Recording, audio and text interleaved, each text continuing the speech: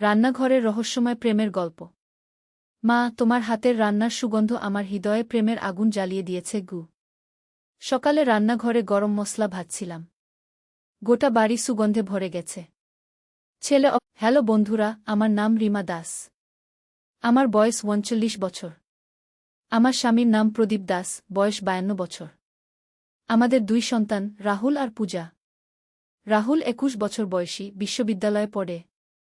পূজা ১৪ বছর বয়সী, হাই স্কুলে যায়। আমার জীবনের সবচেয়ে অদ্ভুত এবং রহস্যময় ঘটনা শুরু হয়েছিল গত মাসে। সেদিন ছিল শুক্রবার। সকাল ৭টা নাগাদ আমি রান্নাঘরে গেলাম নাস্তা তৈরি করতে। প্রদীপ তখনও ঘুমিয়ে। রাহুল কলেজ যাওয়ার জন্য তৈরি হচ্ছিল। পূজা স্কুলের প্রস্তুতি নিচ্ছিল।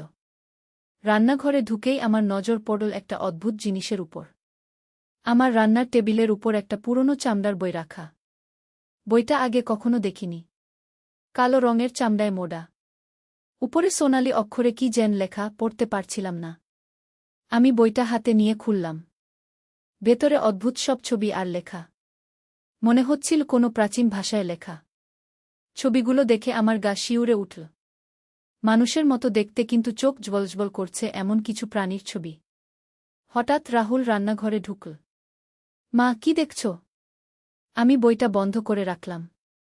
কিছু না বাবা, তুই নাস্তা খেয়ে যাগ। কিন্তু রাহুল বইটার দিকে তাকিয়ে থাকল। তার চোখে অদ্ভুত একটা ভাব। মা, এই বই কোথায় পেলে? আমিও জানি না। হয়তো তোর বাবা রেখে গেছে গি। রাহুল বইটা হাতে নিল। খুলে দেখতে গেল। কিন্তু হঠাৎ তার হাত থেকে বইটা ছিটকে পড়ে গেল। সে চিৎকার করে উঠল। মা, এই বই থেকে আলো বের হচ্ছে। আমি তাকালাম। সত্যিই বইটা থেকে একটা নীল আলো বের হচ্ছে। আলোটা ধীরে ধীরে বাড়ছে। রাহুল, সরে যা, আমি চিৎকার করলাম। কিন্তু ততক্ষণে আলোটা আমাদের দুজনকেই ঘিরে ফেলেছে। আমার মাথা ঘুরতে লাগল। চোখের সামনে সব কিছু ঝাপসা হয়ে যেতে লাগল। যখন জ্ঞান ফিরল, দেখি আমরা কোনো অদ্ভুত জায়গায়। চারপাশে লাল রঙের মাটি। আকাশ কমলা রঙের। দূরে পাহাড়ের মতো কিছু দেখা যাচ্ছে। মা, আমরা কোথায়? রাহুলের গলায় ভয়। আমিও ভয় পেয়ে গেছি। কিন্তু সাহস করে বললাম, জানি না বাবা। কিন্তু চিন্তা করিস না। আমরা ঘরে ফিরে যাব। হঠাৎ একটা আওয়াজ শুনলাম। স্বাগতম পৃথিবীর মানুষেরা। আমরা ঘুরে তাকালাম। দেখি একটা অদ্ভুত প্রাণী। মানুষের মতো, কিন্তু চোখ জ্বলজ্বল করছে। লম্বা চুল, নীল রঙের চামড়া। আপনি কে? আমি কাঁপতে কাঁপতে জিজ্ঞেস করলাম। আমি জারেক, এই গ্রহের অধিবাসী। তোমরা পোর্টাল বুক ব্যবহার করে এখানে এসেছ। পোর্টাল বুক? যে বইটা তোমরা খুলেছিলে, ওটা একটা জাদুকরি বই। এক গ্রহ থেকে আরেক গ্রহে যাওয়ার জন্য। রাহুল জিজ্ঞেস করল, আমরা কি আর পৃথিবীতে ফিরতে পারব? জারেক হাসল। পারবে। কিন্তু তার আগে তোমাদের একটা কাজ করতে হবে। কি কাজ? আমাদের গ্রহে একটা বিপদ এসেছে। শ্যাডো কিং নামে একটা দানব আমাদের গ্রহ দখল করতে চায়। তোমাদের সাহায্য দরকার তাকে হারাতে। আমি অবাক হয়ে গেলাম। আমরা তো সাধারণ মানুষ। কিভাবে দানবের সাথে লড়ব? তোমাদের ভেতর জাদুকরি শক্তি আছে। যখন তোমরা বইটা স্পর্শ করেছ, তখন সেই শক্তি জেগে উঠেছে। জারেক তার হাত আমার কপালে রাখল। হঠাৎ আমার মাথার ভেতর অদ্ভুত একটা অনুভূতি। মনে হচ্ছিল আমি সব কিছু জানি, সব কিছু বুঝতে পারি। এখন তুমি আগুনের শক্তি নিয়ন্ত্রণ করতে পারো, জারেক বলল। আমি হাত বাড়ালাম। হঠাৎ আমার হাতের তালু থেকে একটা ছোট আগুনের বল বেরিয়ে এল। আমি চমকে গেলাম। জারেক রাহুলের কপালেও হাত রাখল। তুমি পারবে বাতাসের শক্তি নিয়ন্ত্রণ করতে? রাহুল হাত নাড়াল। হঠাৎ চারপাশে বাতাস ঘুরতে লাগল। এখন চলো, আমি তোমাদের আমাদের শহরে নিয়ে যাই, জারেক বলল। আমরা জারেকের সাথে হাঁটতে শুরু করলাম। পথে দেখলাম অনেক অদ্ভুত গাছপালা। কিছু গাছের পাতা রূপালি রঙের। কিছু গাছে নীল রঙের ফুল ফুটেছে। একটা গাছের ফল দেখতে হীরার মতো জ্বলজ্বল করছে। এগুলো কি গাছ? রাহুল জিজ্ঞেস করল। এগুলো জাদুকরি গাছ। এই গাছের ফল খেলে জাদুকরি শক্তি বাড়ে, জারেক বলল। আধ ঘন্টা হাঁটার পর আমরা একটা শহরে পৌঁছলাম। শহরটা দেখতে অদ্ভুত। বাড়িগুলো কাচের মতো স্বচ্ছ। রাস্তাগুলো সোনালি রঙের। আকাশে উড়ে যাচ্ছে অনেক রঙিন পাখি। এটাই আমাদের শহর, ক্রিস্টালিয়া, জারেক বলল। শহরে ঢুকেই দেখি অনেক মানুষ আমাদের দিকে তাকিয়ে আছে। সবার চোখ জ্বলজ্বল করছে। কেউ নীল, কেউ সবুজ, কেউ লাল রঙের চামড়া। ভয় পেজো না। ওরা সবাই ভালো মানুষ, জারেক বলল। আমরা শহরের মাঝখানে একটা বড় প্রাসাদে পৌঁছলাম। প্রাসাদটা সম্পূর্ণ সাদা পাথর দিয়ে তৈরি। উপরে সোনালি গম্বুজ। প্রাসাদের ভেতরে ঢুকে দেখি সিংহাসনে বসে আছে একজন রাজা। তার মাথায় হীরার মুকুট। চোখ দুটো সোনালি রঙের। এই হলো আমাদের রাজা, জিউস, জারেক বলল। রাজা জিউস উঠে দাঁড়িয়ে আমাদের স্বাগত জানাল। পৃথিবীর বন্ধুরা, তোমাদের স্বাগতম। আমাদের খুবই প্রয়োজন তোমাদের সাহায্যের গু। আমরা সাহায্য করতে চাই। কিন্তু শ্যাডো কিং কে? কোথায় আছে? আমি জিজ্ঞেস করলাম। রাজা একটা জাদুকরি আয়না দেখাল। আয়নায় দেখা গেল একটা কালো প্রাসাদ। প্রাসাদের সামনে দাঁড়িয়ে আছে একটা ভয়ানক দানব। সারা শরীর কালো। চোখ দুটো লাল। হাতে একটা বিশাল তলোয়ার। ওই হল শ্যাডো কিং। সে ডার্ক ক্যাসেলে থাকে। আমাদের গ্রহের উত্তর দিকে, রাজা বলল। তাকে হারানো কি সম্ভব? রাহুল জিজ্ঞেস করল। সম্ভব। এটা একটা জাদুকরি পাথর। এই পাথরে আছে অসীম শক্তি। যে এই পাথরের মালিক, সে যা চায় তাই করতে পারে গু। আমি সাহস করে বললাম, আমরা চেষ্টা করব সেই ক্রিস্টাল নিয়ে আসতে গু। রাজা খুশি হয়ে গেল। তাহলে তোমাদের প্রস্তুত হতে হবে। কাল সকালে তোমরা যাত্রা শুরু করবে গু। সেই রাতে আমরা প্রাসাদেই থাকলাম। রাজা আমাদের জন্য সুন্দর দুটো ঘরের ব্যবস্থা করে দিল। খাবারও দিল অদ্ভুত স্বাদের। মাংস ছিল মিষ্টি, আর ফল ছিল নোনতা। পরদিন সকালে জারেক আমাদের কিছু জাদুকরি অস্ত্র দিল। আমাকে দিল একটা জাদুকরি তলোয়ার। তলোয়ারটা ছুলেই আগুনের শিখা বেরিয়ে আসে। রাহুলকে দিল একটা জাদুকরি তীরধনুক। তীরগুলো ছোড়ার সময় বাতাসের গতি পায়। এই অস্ত্রগুলো তোমাদের সাহায্য করবে, জারেক বলল। আমরা যাত্রা শুরু করলাম ডার্ক ক্যাসেলের দিকে। সাথে ছিল জারেক আর আরও ৫ জন যোদ্ধা। পথে অনেক বিপদ আসল। প্রথমে আমরা পার হলাম ফায়ার ভ্যালি। এখানে মাটিতে আগুন জ্বলছিল। আমার জাদুকরি শক্তি কাজে আসল। আমি আগুনগুলো নিয়ন্ত্রণ করে একটা নিরাপদ পথ তৈরি করলাম। তারপর আসল উইন্ডস্টর্ম এরিয়া। এখানে প্রচণ্ড ঝড় হচ্ছিল। রাহুল তার শক্তি ব্যবহার করে ঝড়ের গতি কমিয়ে দিল। সবচেয়ে কঠিন ছিল শ্যাডো ফরেস্ট। এই বনে ঢুকলেই সব কিছু অন্ধকার হয়ে যায়। আর এখানে থাকে শ্যাডো বিস্ট। এরা অন্ধকারে লুকিয়ে থেকে আক্রমণ করে। বনে ঢোকার কিছুক্ষণ পরেই আমরা ঘিরে পড়লাম। চারদিক থেকে কালো রঙের দানবরা আক্রমণ করতে এল। ওদের চোখ লাল, দাঁত ধারালো। সবাই সাবধান, জারেক চিৎকার করল। যুদ্ধ শুরু হয়ে গেল। আমি আমার তলোয়ার দিয়ে আগুনের বল ছুড়তে লাগলাম। রাহুল তীর ছুড়ে দানবদের ওড়াতে লাগল। জারেক এবং অন্য যোদ্ধারাও লড়তে লাগল। যুদ্ধ চল প্রায় ১ ঘণ্টা। অবশেষে আমরা জিতে গেলাম। সব দানব পালিয়ে গেল। খুব ভালো লড়েছ তোমরা, জারেক বলল। বন পার হয়ে আমরা পৌঁছলাম ডার্ক ক্যাসেলের সামনে। ক্যাসেলটা দেখতে ভয়ানক। সম্পূর্ণ কালো। চারপাশে কালো মেঘ। বিজলি চমকাচ্ছে। এখন সবচেয়ে কঠিন অংশ। আমাদের ভেতরে ঢুকতে হবে, জারেক বলল। ক্যাসেলের সামনে দাঁড়িয়ে আছে অনেক শ্যাডো সোলজার। ওরা আমাদের দেখেই আক্রমণ করতে এল। আরেকটা বড় যুদ্ধ হল। আমরা কোনোভাবে সোলজারদের হারিয়ে ক্যাসেলের ভেতরে ঢুকলাম। ভেতরটা আরও ভয়ানক। সব কিছু অন্ধকার। দেয়ালে জ্বলছে নীল আগুন। মেঝেতে কঙ্কাল পড়ে আছে। আমরা ধীরে ধীরে উঠতে লাগলাম উপরের দিকে। শ্যাডো কিং নিশ্চয়ই সবচেয়ে উঁচু ঘরে থাকবে। অবশেষে পৌঁছলাম একটা বিশাল ঘরে। ঘরের মাঝখানে সিংহাসনে বসে আছে শ্যাডো কিং। তার বুকে জ্বলজ্বল করছে একটা লাল রঙের পাথর। সেটাই পাওয়ার ক্রিস্টাল। শ্যাডো কিং আমাদের দেখে উঠে দাঁড়াল। তার গলা ভয়ানক। কে তোমরা? এখানে এসেছ কেন? আমরা এসেছি পাওয়ার ক্রিস্টাল নিতে, আমি সাহস করে বললাম।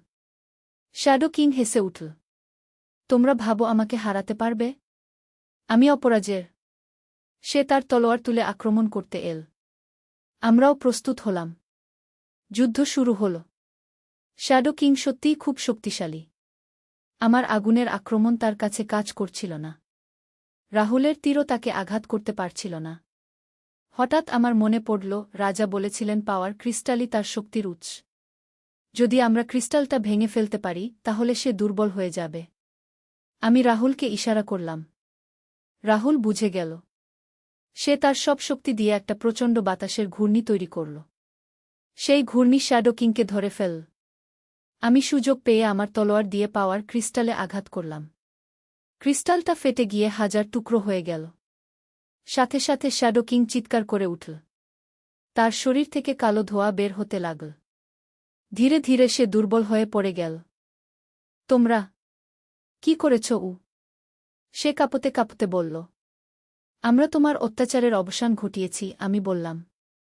শ্যাডো কিং একটা আর্তনাদ করে উধাও হয়ে গেল। সাথে সাথে পুরো ক্যাসেল কাঁপতে শুরু করল। এখানে থাকা বিপজ্জনক। ক্যাসেল ভেঙে পড়বে, জারেক বলল। আমরা দৌড়ে বেরিয়ে এলাম। ক্যাসেল ভেঙে চুরমার হয়ে গেল। আমাদের জয় হয়েছে।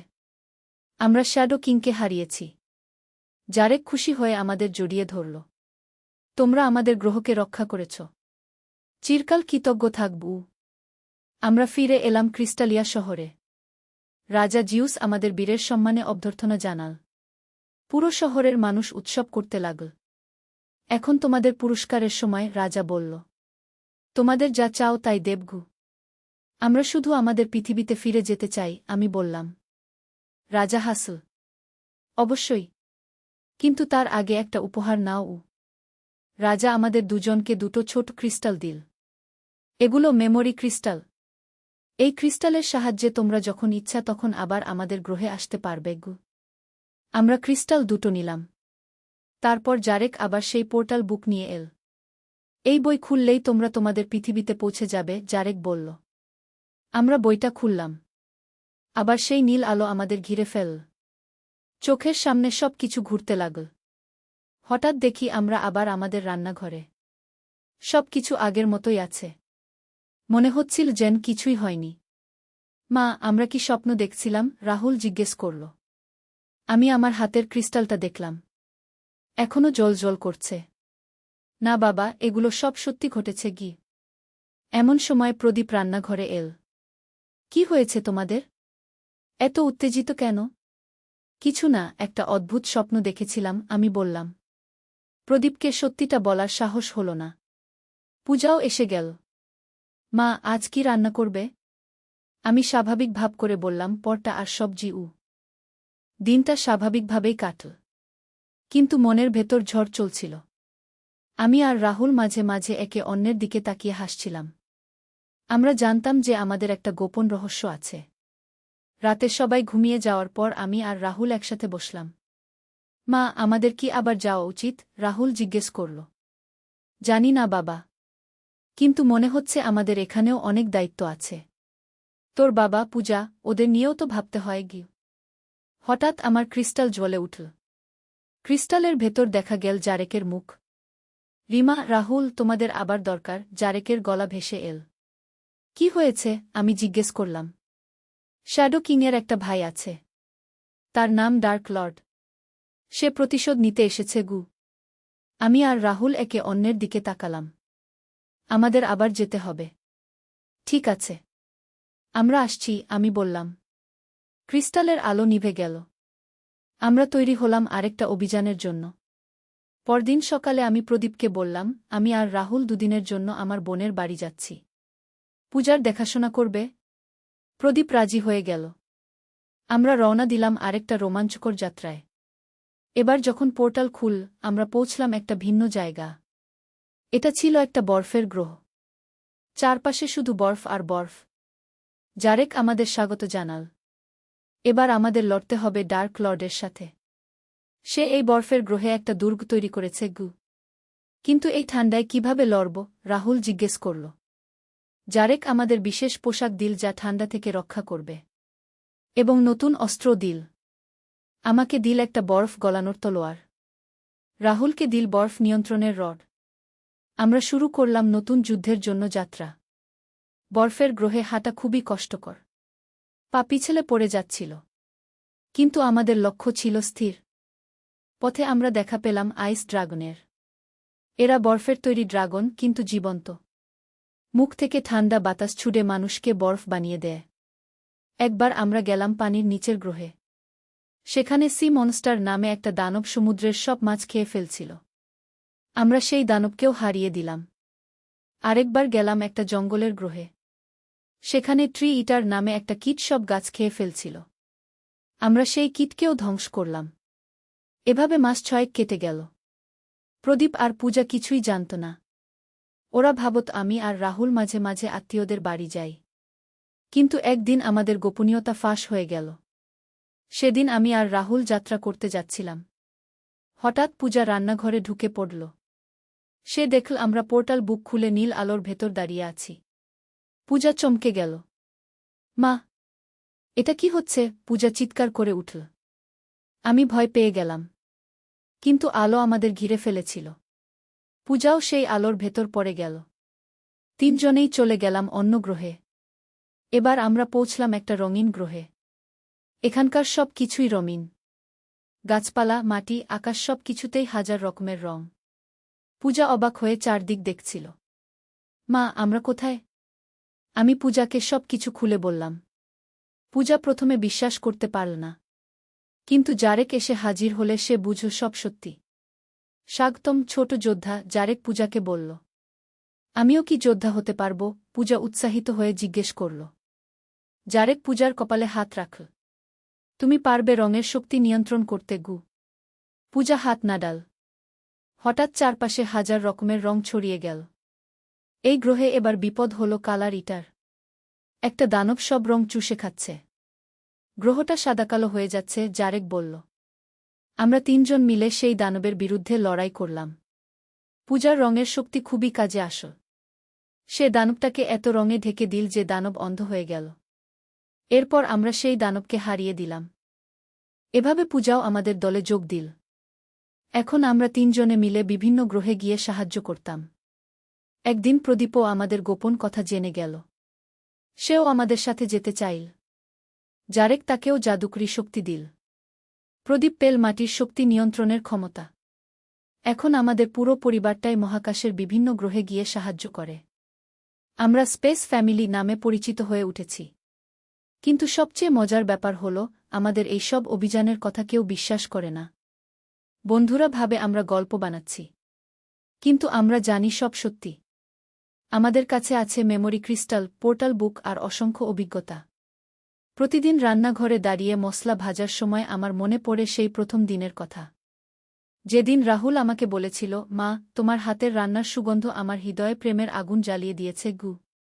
সেদিন আমি ভেবেছিলাম সে পাগল হয়ে গেছে। কিন্তু আসলে সেদিন থেকেই শুরু হয়েছিল আমাদের এই অদ্ভুত যাত্রা। আজ আমি বুঝেছি, রান্নাঘরেই লুকিয়ে ছিল আমাদের ভবিষ্যতের চাবি। সেই পোর্টাল বুকটা এমনি এমনি আসেনি। নিশ্চয়ই কোনো কারণে এসেছিল। হয়তো ভবিষ্যৎ থেকে কেউ পাঠিয়েছিল। কিংবা অন্য কোনো গ্রহের মানুষ আমাদের নির্বাচিত করেছিল এই কাজের জন্য। যাই হোক, এখন আমরা সুখী। আমাদের একটা গোপন পরিচয় আছে। দিনের বেলা আমরা সাধারণ পরিবার। রাতে আমরা মহাকাশের রক্ষক। এই গল্প এখানেই শেষ। কিন্তু আমাদের অভিযান থেমে নেই। প্রতিদিন নতুন নতুন চ্যালেঞ্জ আসে। আমরা সেগুলো মোকাবেলা করি। আর হ্যাঁ, রান্নাঘরে এখনও সেই একই সুগন্ধ। প্রতিদিন মশলা ভাজার সময় আমার মনে পড়ে যায় আমাদের এই অবিশ্বাস্য গল্পের কথা। মাঝে মাঝে ভাবি, যদি সেদিন রাহুল আমার কাছে সেই কথাটা না বলত, তাহলে কি হতো? আমরা কি কখনো জানতে পারতাম আমাদের এই গোপন ক্ষমতার কথা? কিন্তু এখন আর সেসব ভাবার দরকার নেই। যা হবার তাই হয়েছে। আমরা এখন খুশি আমাদের এই নতুন জীবন নিয়ে। আর যদি কখনো আপনাদের রান্নাঘরেও এমন কোনো অদ্ভুত বই দেখা দেয়, তাহলে ভয় পাবেন না। হয়তো আপনাদেরও ডাক পড়েছে মহাকাশে গিয়ে কারো সাহায্য করার জন্য। আমাদের গল্প এখানেই শেষ। ধন্যবাদ সবাইকে।